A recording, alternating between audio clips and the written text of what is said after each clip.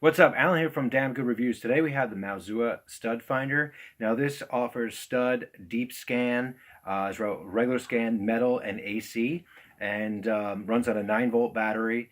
Pretty cool looking design, but actually I've been using it to mount this new TV mount here on the wall.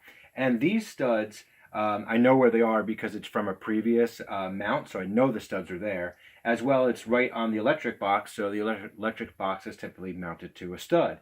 And it does come up, so if I scan this, we're just going to do normal stud, and I know they're wood studs. We saw them building the house. And see, we get the electric, which I know is there, but nothing is, so now it pops up. So that says the edge right there, and that tells me the center. So pretty much that's on the center. That time it worked. This time over here, I've been having some crazy readings where sometimes it works, and I press the button down, and it keeps going on and off. I don't know what the heck that's about. And I don't run into issues like this with some of the zircon, if that's even how you say it, or some of the other ones. So now it's kind of showing, and then it goes away. I don't know what it's doing. So I know it's not metal, but if I do a deep scan, going away. But I know the stud's there. I don't know what the heck it's doing. Brand new battery that came with it too. Also on this side, I couldn't find the stud using this. Going back to the stud here. And it has auto calibration, they say. Supposedly.